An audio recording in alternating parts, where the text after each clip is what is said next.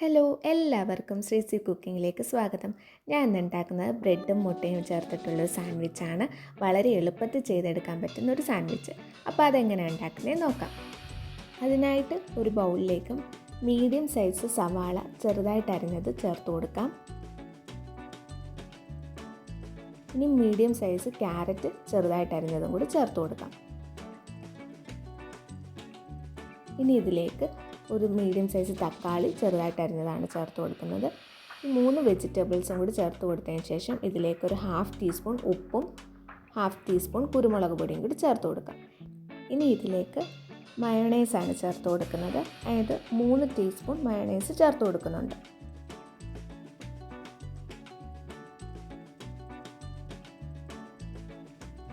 അതിന് ശേഷം ഇത് നന്നായിട്ടൊന്ന് മിക്സ് ചെയ്തെടുക്കണം.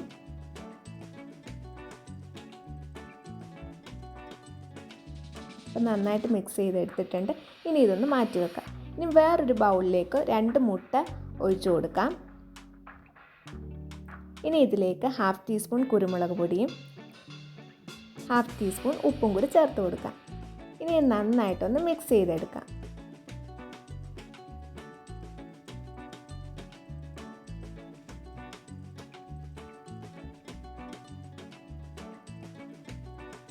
ഇനി ഇതിലേക്ക് ബ്രെഡ് മുക്കിയെടുക്കാം.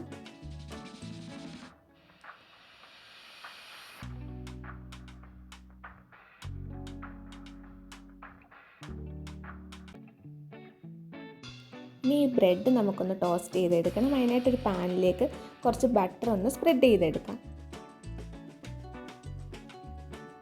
അതിനുശേഷം ഈ ബ്രെഡ് ഇതിലേക്ക് വെച്ച് കൊടുക്കാം.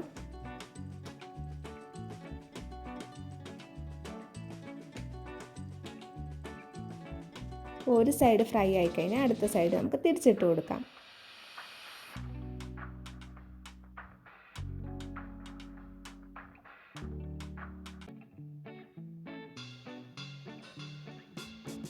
ഇനി നമുക്ക് 2 സൈഡും കുക്കായതിന് ശേഷം നമുക്ക് ബ്രെഡ് വേറൊരു പാത്രത്തിലേക്ക് മാറ്റാം. ഇതെല്ലാം കൂടി ഒരു 5 മിനിറ്റ് എടുക്കത്തുള്ളൂ.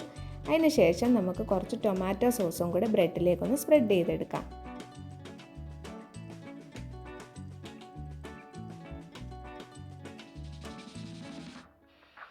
ഇനി ഇതിലേക്ക് നേരത്തെ തയ്യാറാക്കി വെച്ചിരുന്ന ഫില്ലിങ്സ് വെച്ച് കൊടുക്കാം.